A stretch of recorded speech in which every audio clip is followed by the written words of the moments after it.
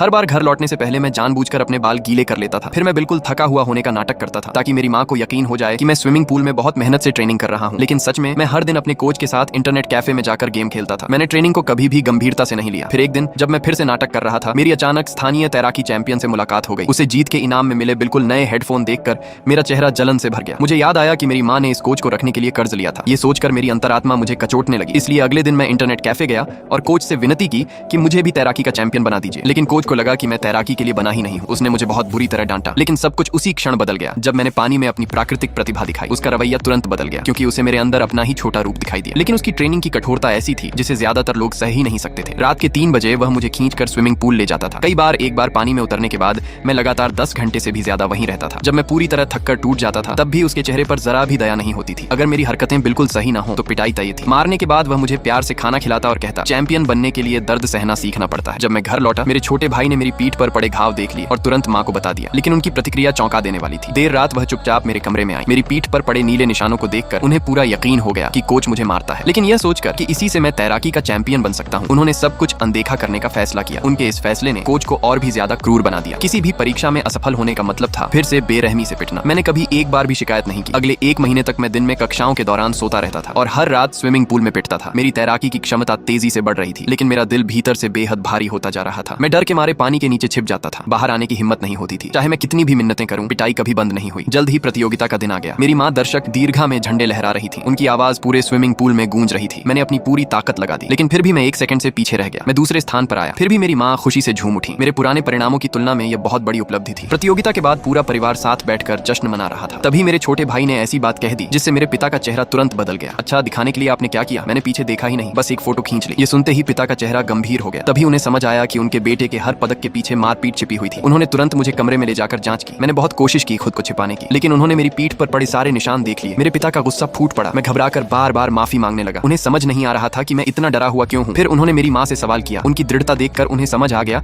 कि उन्होंने यह सब होने दिया था। गुस्से में पिता तुरंत कोच का सामना करना चाहते थे, लेकिन माँ ने उन्हें बेताबी से रोक लिया। फिर भी पिता चुपके से कोच के पास गए। उन्होंने मोटी रकम की गड्डी निकाली और हाथ जोड़कर कहा, मेरे बेटे को मारना बंद कर दो, नहीं तो मैं सब कुछ उजागर कर दूंगा। कोच मान गया, लेकिन अगले ही दिन ट्रेनिंग में उसका व्यवहार बिल्कुल वैसा ही था जैसे पिता की बातों का उस पर कोई असर ही ना हुआ हो। इस बार मेरे पिता मेरे पीछे खड़े थे और मैंने झुकने से इनकार कर दिया। मुझे कपड़े बदलने का भी समय नहीं मिला। मैं सीधे स्विमिंग पूल से भाग निकला और भागते भागते पिता के कार्यस्थल तक पहुंच गया। मेरे भीतर भरी सारी निराशा एक साथ फूट पड़ी। मैं समझ नहीं पा रहा था, जिस तैराकी से मैं कभी बेहद प्यार करता था वह कब मेरी सबसे बड़ी नफरत बन गई। मुझे पता ही नहीं चला। जब माँ को पता चला कि मैं भाग आया हूँ तो उनका गुस्सा फट पड़ा